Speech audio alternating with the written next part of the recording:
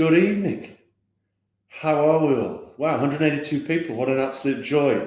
I am beaming into your houses from Maidenhead Rugby Club, where after this evening with rugby legends, I'll be dashing off training my level 5 rugby team, where I sort of basically started 40 odd years ago at Preston Grasshoppers, level 4.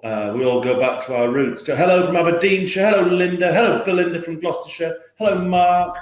Hello, Jackie from sunny Berkshire. It's my absolute pleasure. I'm going to get the guys in super fast because there's no point in me just wittering on. We've got some absolute superstars. This is an evening with rugby legends. It's quite right for me to mention our wonderful sponsors for the evening, Clarence Men, the Isle of Man, Dunbar, Anne-Marie in Maidenhead, Switzerland, Gainsborough. So first on, let me invite Austin Healey. 50-odd caps for England, 15 tries, 2 Lions tours. He was on the pitch when Jerry dropped that goal in 97, so we'll hear a lot about that, I hope, over the course of the next 40 minutes. And one of the most talented players ever to play for England. Austin got capped as a scrum half, as a fly half, as a wing, on both wings, and as fullback. So capped in 5 different starting positions. Extraordinary talent. Wonderful correspondent for the Telegraph. Never short of an opinion. But always short. Here he is, Austin Sean Healey. Drum roll, if I can hear the applause from Wales, Lorraine. I can hear the applause. And second up is a knight of the realm. He's known as the Lion King, legendary player himself. Made his name, 89, 1990, David Soul, Scotland's team walking out. Sir Ian was at the helm, 97, went back in 09. A wonderful, wonderfully warm human being and so many great stories about the Lions. Please welcome to the arena, Sir Ian McGeechan. I'm not going to open up to the floor just yet. Your opening thoughts, Austin, on what the Lions meant to you and some of the wonderful memories you created back in 97 and 2001. I think before we start, we should all just acknowledge that you look nothing like that picture that was on the holding page. You seem to have had a fight with some kind of cutting device. Oh my God. Do you think you're Luke Cowan-Dickey? Has he inspired you that much? That yeah, you never too. Luckily, mine will grow back. You'll have to visit a Turkish donkey. Mine will grow back on the side. Mine will grow back on the sides and the back, and I might just have to move it again. But my overriding thought of the Lions, I think you'd have to say one of Geech's speeches, to be honest. Everything else sort of just disappears a little bit in the memory banks. But some of Geech's speeches pre-match, particularly when he hadn't picked me, and at this point I thought I wanted to kill him, were my highlights. But we had an amazing time in 97, less so in 2001. But I think 97 stands out as one of the most amazing tours in Lions history. It's the only tour that's bridged amateur and professional eras. Yeah, Sir Ian, I mean, I don't know which one of your playing tours to start with, your coaching tours to start with. Perhaps your 36,000 feet from the skies view of what the Lions has given you. Yeah, quite. You know, I don't think I ever expected to be involved at all, if I'm honest, as a player, and certainly not as a coach. So to get there, in 74, when you're looking at some of the people like Gareth Edwards and Willie John McBride and Mervyn David, I mean, just a tremendous group of players. So suddenly to be realised that I turned up in a hotel and rubbing shoulders with these fellas, I think just... I felt like a little boy in a sweetie shop, really, and couldn't wait to sort of get involved, just training with them and having that involvement over, as it was 22 games. But great. Coaching-wise, 97. Before we move forward, because you've been working with us on Sky, and I think off camera we were talking about you were given 72p postage allowance. And you didn't speak to your wife for 4 months or so, and the postman came in and dumped all the mail in, and it was like a sorting room, because now it's all on social media. Jamie Adams, Josh Adams, his wife, delivers a baby. He watches it on Zoom. All sorts of things happen in the 21st century. But in your day, I mean, you sent pigeons home with notes, did you? I'm amazed that the 74 Lions is still in colour, actually. But went to a PO box number in Joburg.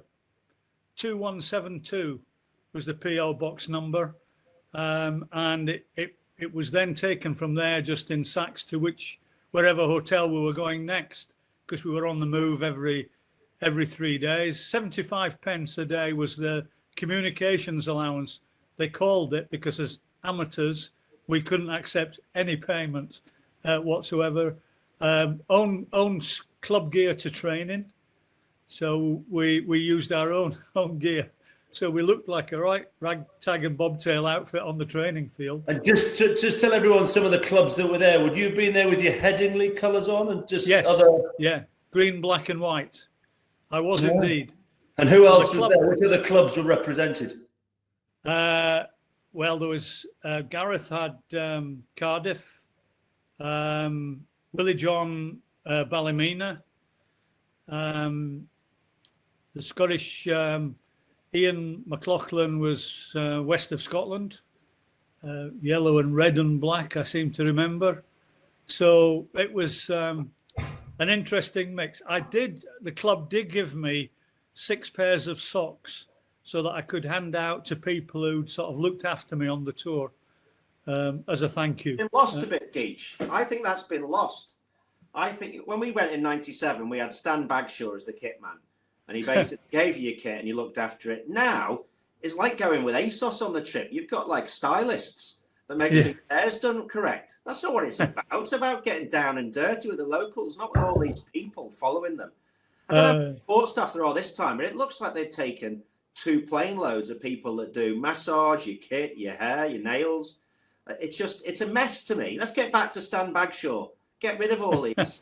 In 74, I think the fascinating thing was, I think if you offered the lads an old school tour, they'd probably take it. Definitely.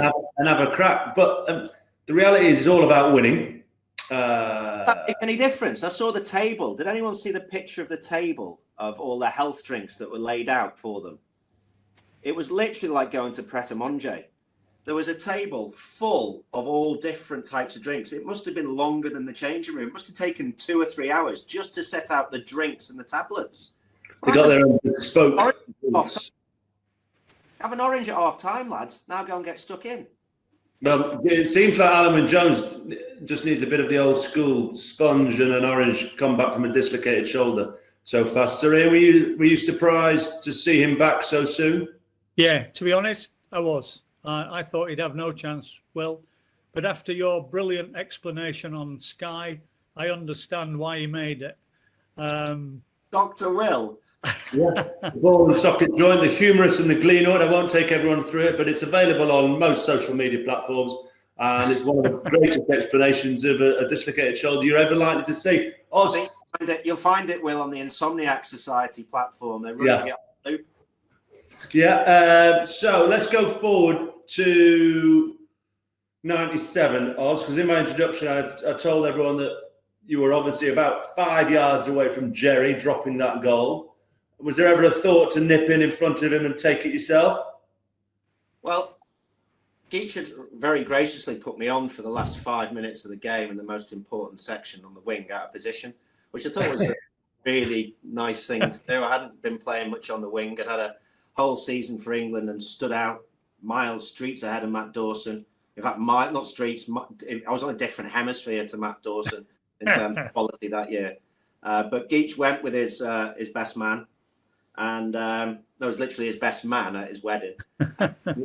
And came on the wing, and I was actually positioning myself because there was a massive hole on the inside. They blitzed Jerry, who obviously took all the credit. All he had to do was pop the ball on the inside. I was under the post. We were 7 points up. The game was over. But Jerry being Jerry went for glory, didn't he? What no one seems to remember, though, is what happened about 90 seconds later. I don't know if you remember this, Geach. I remember it very well. They put up a high ball on Jenks. Yep. Jenks dropped it a metre from our line. I don't know if you remember who dived on it and got the absolute shit kicked out of himself for the Lions, but he didn't get any credit for it, did he? Didn't? No, did he? No. Well done, Oz. No.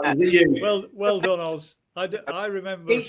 Geach runs on at the end of the game, engulfs Jerry, gives him a kiss and a hug, comes up to me, pats me on my back where I'm still bleeding from taking 20 studs from the South Africans. Well done, kid. And goes off. Not mentioned. Not one. The unheard stories. But Sir Ian will always be grateful for that magnificent 30 seconds of rugby on the way. Just out of interest, how many people were on the bench in 97? Did you have number 18 on? Were there 3 lads on the bench? No. There was 2 backs, was there? Or 3? Patty? Yeah, 5. It was 5 on the bench, I think. 2 backs and 3 forwards. Yeah. Yeah, because I saw amazing now, 8 of them there. Anyway, so pillar to post. How important is the bench this weekend? I know we'll come back to other important stuff, but it just got me thinking about the bench and understanding that I quite rightly got a lot of grief from some of our wonderful Telegraph readers when I named a 15 on Tuesday. I thought Gatland might go with, and actually they're absolutely spot on. You've really got to name a 23 now to understand the bigger picture and how important they are in the final result. Who's that question aimed at? Sorry, Will's gone again. I think that question was aimed at you, Geach. Sorry, just getting the 23 now. Yeah. Just understanding the importance of the bench and Eddie Jones calls them the finishers. I think Warren Gatland still calls them the replacement. Doesn't matter what you call them, but at 50 minutes there'll be 7 of those 8 or 8 of those 8 appearing. Yeah, and I think it's interesting. He's gone with a 5-3 split because it suggests that he's, I think, wanting to play, in the wider channel, or certainly have some options wider out that he can put in front of South Africa in the last 20-25 minutes. Yeah. So I think it's it looks like a genuine effort to be high tempo and be able to keep it going through the game. Just interesting with those 15, how many did you pick for your column or in your own mind? Well, 6. 6. I had 6. Yeah. Yeah. For the first time in my life, I think I was more conservative than Warren Gatland. Amazing. And Oz, did you get close to the 15? To be honest, I've been on holiday for 2 weeks, so I've not really been watching. But yeah, I did. I got very close to the 15. Now, I just think I look at you look at some of the bolters. There's guys on there that were inked into that team before they got on the plane. But there's also probably 3 or 4 that have been taken out that were already there. And I think that's the difference. He's really given form a chance. But the reason why there's a 5-3 split is there's no flexibility in that back line at all. Everyone's, apart from Daley a little bit, but do you really want to move Daley back to fullback after where he's played for England? I think 13 is by far his best position. And then you look at Price. No one would have put Price in that test team, first team. I just don't think they would, unless you want to play with real high tempo and pace. They're obviously not going to take them on in a forward battle. There's going to be loads of funny. It's going to be like when he coached Wasps, I think. When he really, tweaked it up and surprised teams, peels around the front, clever moves off the back, real high pace, no real big set piece, no big contact points. Take the toy out of the game a little bit. Don't let him pile up the rooks because they won't be so close to him. And I think that's a key for Lions. The key for me is ultra high pace game, and all that bench will probably come on with about 20 to go if you're going to play like that over there. You're very good at this on the BT Sport. Do you think Josh Adams, Geach, was unlucky to not get selected, or are you a massive fan of Dwan and Anthony Watson? That's come from Peter. No, I think Josh Adams is unlucky. He wasn't brilliant on Saturday, no, but I think he's been consistent. He's a finisher. If you give him a yard space and 20 metres to the line, he'll score. So I think that must have been a big call for them.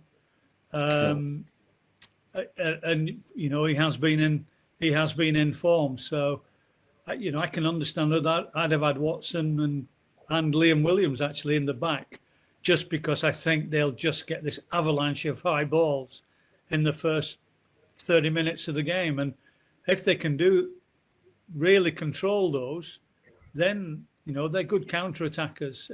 I agree with Oz. Elliot Daley, for me, is by far better in the front line at outside centre. And he's got a good kicking game as well, actually. And the fact that he might put penalty kicks over from halfway could keep South Africa at least half onside at breakdowns in their own half. Do you think there's enough difference in the back line? And what I mean by that is I look at that back line and I go, wonderful individual athletes. But when I watch Stuart Hogg play Exeter, it's all about counter-attack, taking people on, doing it on his own. Same with Dwan van der Merwe. Watson, wonderful steps. Henshaw goes hard. Daley, perhaps the most suited to sitting in a back line and changing his roles according to what's needed. Am I wrong to be worried about what I feel a slight lack of balance? No lack of talent and individuality, but no lack of, just worried about the cohesion, especially as you've got a Scotsman at 9, a Welshman at 10, an Irishman at 12, an Englishman at 13, and you've got only one unit in the whole backline, the midfield, have played together before, and that was only for about 40 minutes against a pretty average Stormers team. Yeah, the midfield's had 55 minutes together in total. It's like a Barbarians team, but without going around the pubs in London and having fun. So it is a bit like that. It's a team that is based on possession and attacking, looking after the ball, because defensively, Van der Merwe versus Colby is a huge mismatch.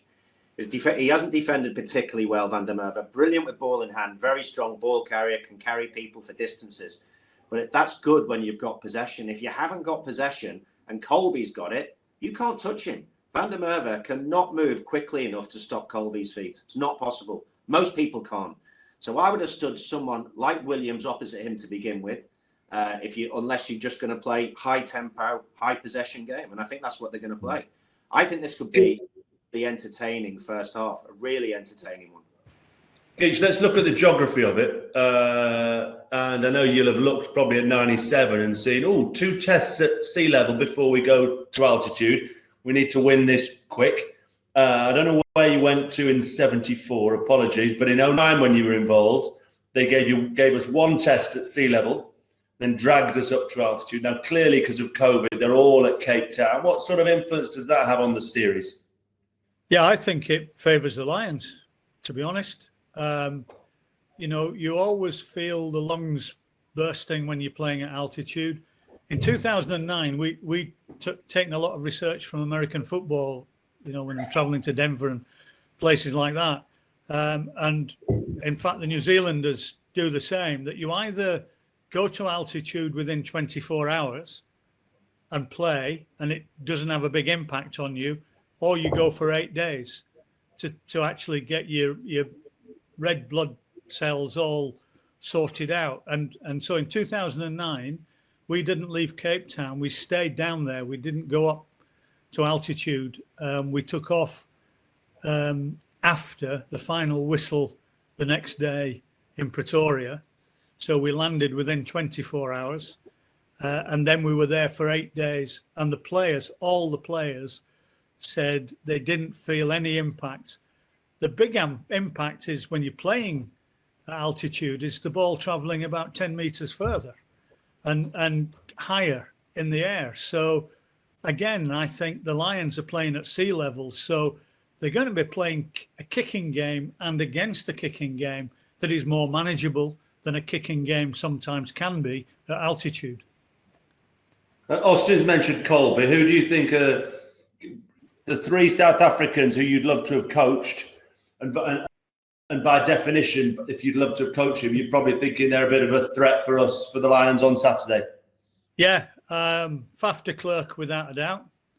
I think all the best teams in world rugby at the moment have a scrum half that is a real buzz bomb. Oz would have been perfect for today's game. Bit late to pick me now, Geek. I think I am impressed with Steph du Toit. I think his mobility, and I think he's a clever player.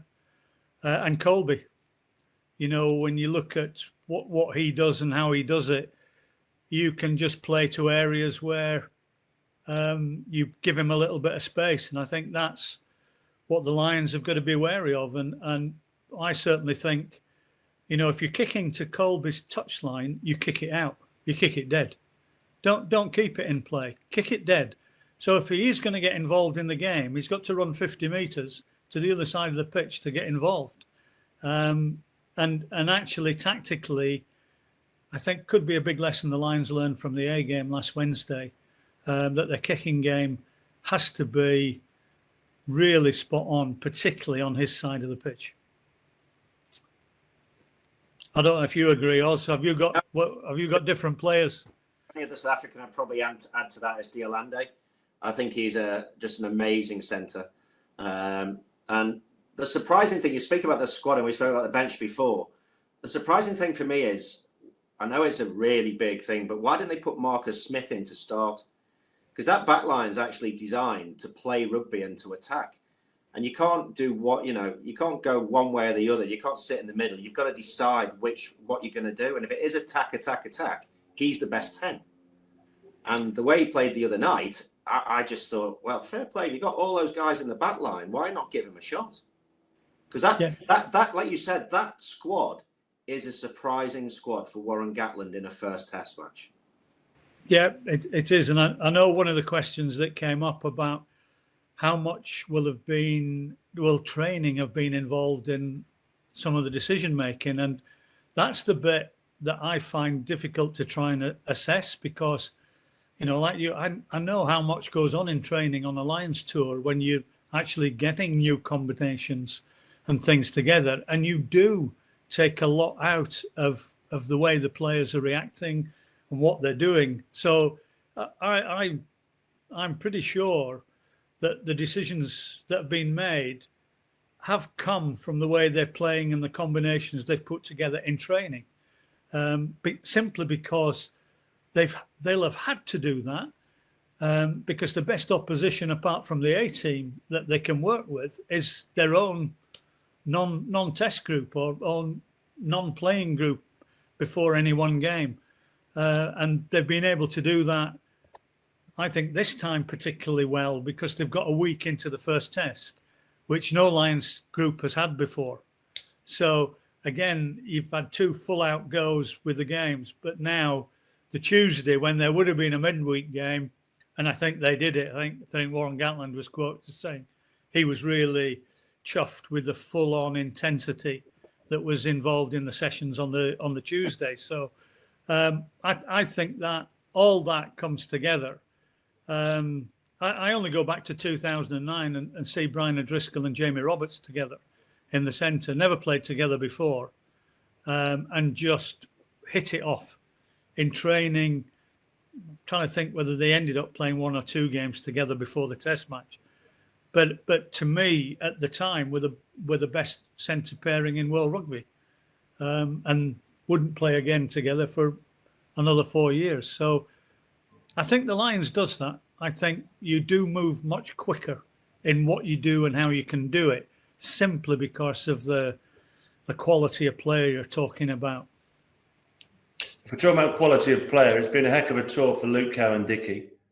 A lot of the Celts would have assumed Jamie George played all 3 tests in 2017. They sort of forget that actually Cowan-Dickie's grabbed the number 1 jersey for England this Six Nations. But Ken Owens was in wonderful form.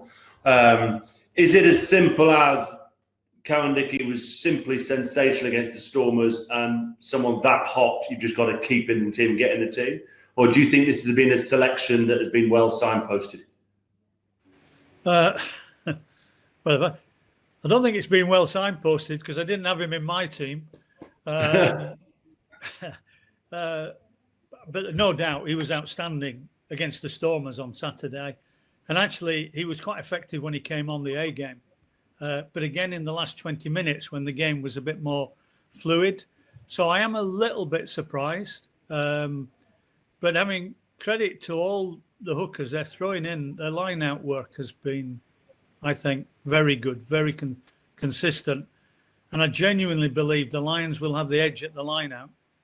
And they should, and I think they maybe do, see the line-out as a really strong base for genuine first phase attacking options. But no, I think he's played his way in. Oh, you've been around some amazing teams, and there's a question from Andy, a really good question. I know Geach has been quite strong on it in our briefing call ahead of the Sky production on Saturday. There's been lots of talk, this is from Andy, about the training sessions being the place where the real selection decisions are made rather than the games against poor opposition. How much can a coach really tell from a training session? That'll go to both of you, but... Well, we sort of already answered that, Will, when you lost the signal for the first time. And may I suggest that you moved from Sky to BT because the broadband's obviously significantly better there. But look, I think that the tour's been so short. It's been cut down by COVID and the opportunities that people were due to get. So therefore, the only way for you to force your way into selection is on the training paddock. And that means training will have gone up 5, 10, 20% probably. You know, on the trips I've been on, you tried not to get stuck in training because you knew I had a game, and I don't know how many games were in 97, something like, was there 14 games? 12 or 14 games, yeah. You knew you were going to get a chance, albeit I don't feel like I was given the correct opportunity to prove my worth. So I think he's absolutely right. The training paddock, and as Geach said before, has been more crucial on this trip than it ever has been. But it will be moving forward because there's just not enough space in the calendar to have an old-fashioned Lions tour. And that's a question to be answered. You know, these guys are going down to play the best side in the world with a makeshift team that's been hampered by COVID, and we've still got all expectations that they're going to win. The reality is they're not.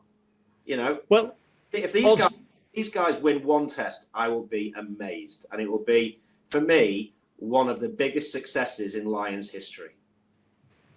Well, I think actually they've got the better options than South Africa going into this game because they had the 2 weeks in Jersey. They've actually had more time together actually doing rugby than the Springboks have. They've got some games. The Japan game, now looking back, actually I think was really important for them. And obviously the A game, I think we both agree that, you know, the training had to be important for just establishing levels and consistency and understanding. But I genuinely believe that actually the Lions are going into this first test better prepared than the Springboks. Yeah, well, we talked to Elma Schmidt, who's part of the Whisper production company. They did Rising Sun. So she's basically been in and around the South African camp the last 3 or 4 years. And she was saying Khaleesi was allowed out of his room for 20 minutes, like everyone who had COVID. So they've had 10 days where they're allowed out for 20 minutes. But what I find fascinating is just they have such a simple game plan, Geach, that I don't necessarily worry that they'll be undercooked. I think it's just so base, as you know, as a player who's played against it and a coach who's coached against it, is oppressive, suffocating, get off the line, hit things hard, and cut, copy, paste, repeat for 80 minutes. That it's not necessarily difficult to hit the ground running. But you think, Geach, the first test is critical. I know that's not a doubt. I think the Lions can afford to lose the first test and still win this series because all 3 tests are in Cape Town. But you believe that if they lose the first test, they're up a paddle without a creek. Well, no, I think if they lose the first test, the second tests, as you know, are the intense tests. You can't get away from it on the Lions tour. The second tests are the big event because one team has to win to stay in the series. Yeah. So I think the Lions would want and need to win the first test, I think, because that's where, when we were talking earlier, I think South Africa will get stronger as the test series goes on. So if the Lions lose the first test, I then think the other 2 tests become massive challenges. And if you lose, you're starting to look tactically, are you going to make some changes again with personnel, slight difference in tactical approach? So the pressure all goes on the other team, the losing team. Quite a strong question. We'll come back to predictions in a short space. Andrew, Oz, is there a future for Lions tours given the crowded fixture schedules? And then I'll come to you on that as well, Geach. What do you think, Oz? Has the Lions got a future? I don't know. I really don't know. I think if it can go back to what rugby's truly about, which is going somewhere on tour, mixing in with the locals. I mean, we went into the townships in '97. We didn't do any sponsors trip. We didn't meet up with Scottish Provident for a lunch that they'd sold to 4,000 people. You know, we did it properly. In 2001, there was a little bit more of the, I know it pays the way and that's all well and good, but the Lions is about the fans. It's about the rugby. It's not about sitting in a Land Rover with 4 corporate guys driving them around the field. And if they can find out what it's all about and go back to its core, then yes. If they carry on as a marketing, money-making machine, it needs to go. It's got no space. So if this was a hot air balloon debate and Austin has given the case for scrapping the Lions. I didn't say scrap.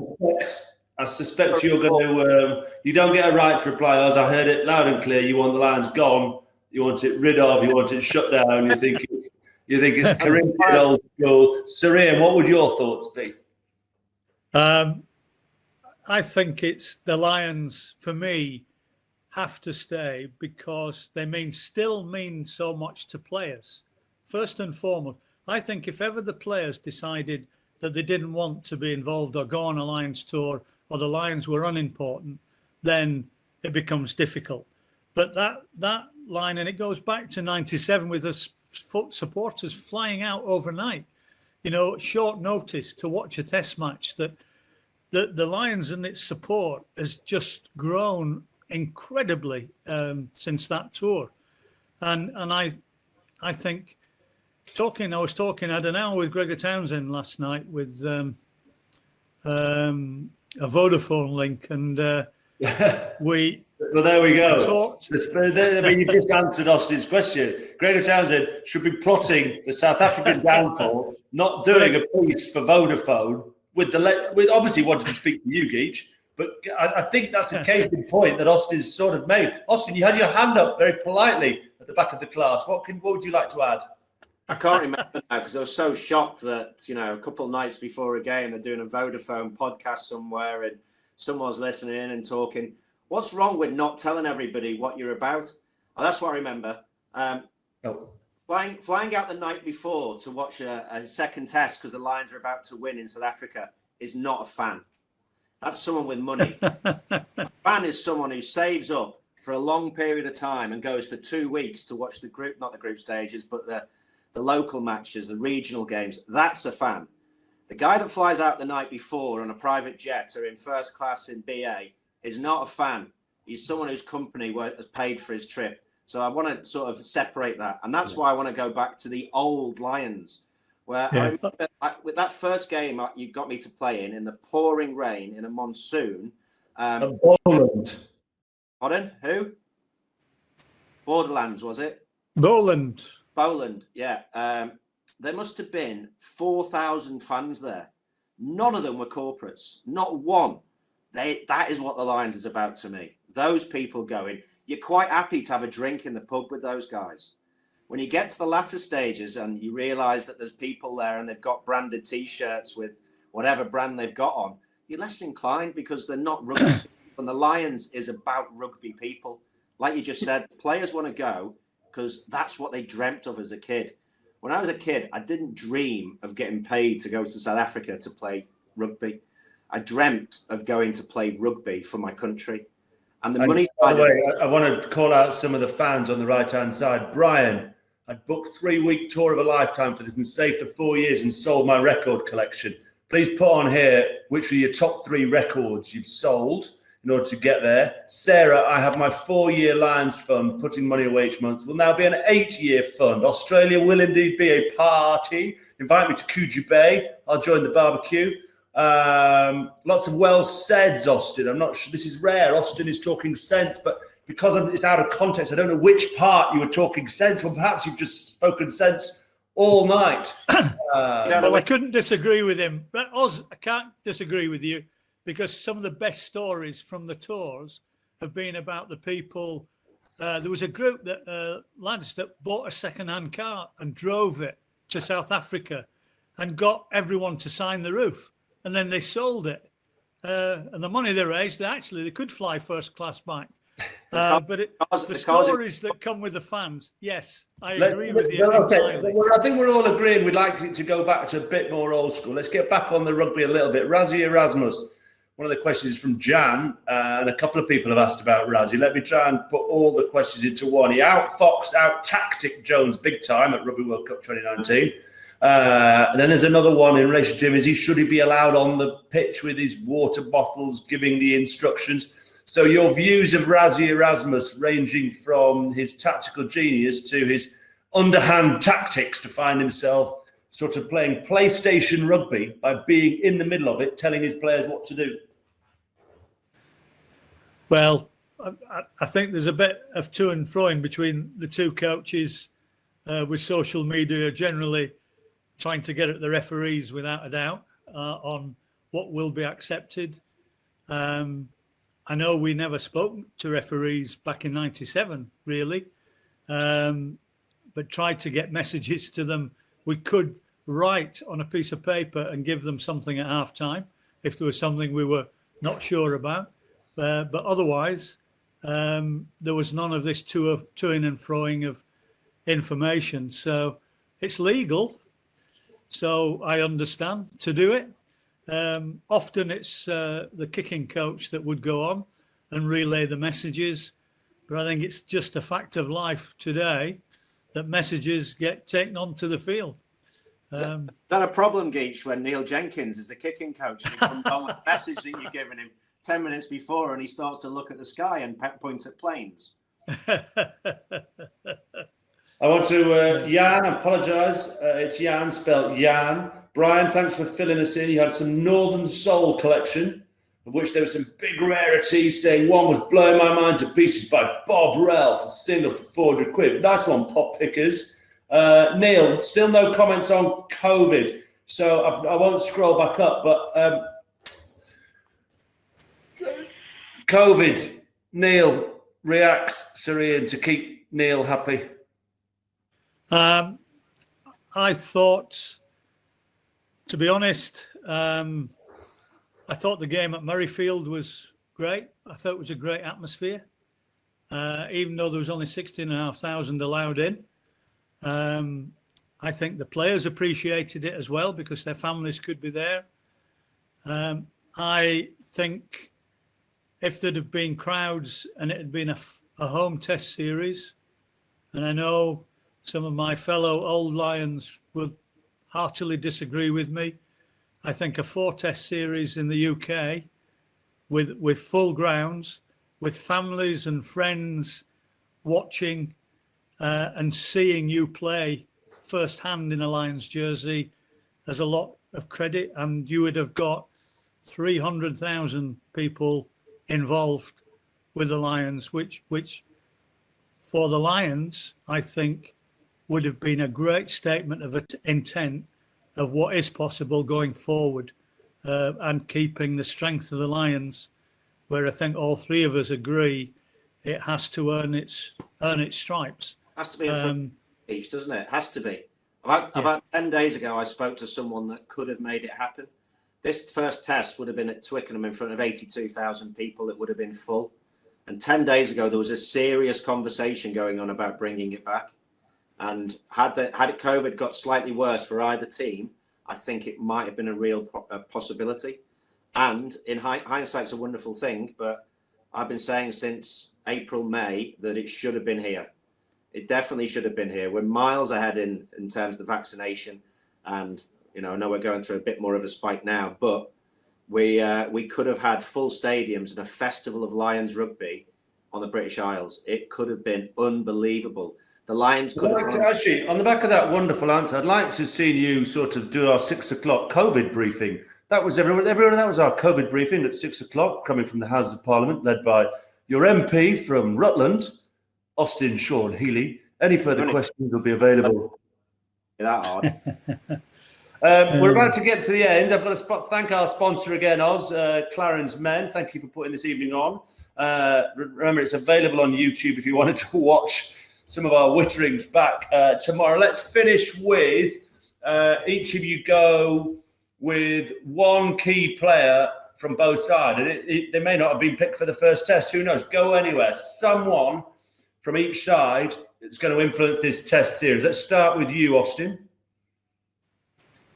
Well, let's just assume that the Lions get a win in the first test. Let's cross our fingers and think that's going to happen. I can't see them winning the second test for obvious reasons. Because as Geach said in one of his speeches, always be aware of a wounded springbok. I'm impressed, Oz. Well, I saw it on a video the other day, mate. I've completely forgotten about it until then. I'm going to go for Mark. You think he's going to come in the third test and win the series in a 3 month? Heaven couldn't have made his 3 months if he comes on the third test and wins it. 18 months ago, he said he was going to be the best player in the world, and I laughed at him. Now, I'm starting to believe it could be possible. Right. Okay, so he's Marcus Smith from the Lions, and from the South Africans, Austin? Oh, who cares? Okay, let's hope there's not one. Right. From the Lions, I agree with Lorraine. I think Dan Biggar is going to have a big influence on this first test. I think he has to play well. And goal kicking, as we all know, in the end, is often the defining factor. So that is going to be important. And I can't get away from Faf de Klerk. I think if the Lions mess him around at 9, break the links, take the pace out of the game, then they've got the best chance of winning. Your predictions, Oz? I think you were going. They won't win a test, and you've swung around, and now Marcus Smith's winning it 2-1 for the Lions. So I'm going to have to pin you down for one answer. 3-0 to South Africa, unfortunately. 3-0 to South Africa. On that cheery note, Geach, cheer us. I'm suspecting of the 205 people on this call, I'm suspecting probably at least 203 of them are hoping for the Lions' victory. So keep the masses entertained. Give them what they want. I think the Lions should be better prepared and win that first test. Could go to a third, but Lions 2-1, yeah. It's very forward of Anne-Marie to say thank you, gents. We'll come to my house next time. The broadband's not that bad at Maidenhead. We're level 5, and if anyone wants to contribute to our coffers, all donations would be gratefully received. Roger, Peter, Anne-Marie, Jamie, I can't go through the whole list. Some wonderful questions. Well, have a wonderful evening, everybody. Enjoy the test series on Saturday. And we all love writing for the Telegraph, and we'll speak to you soon.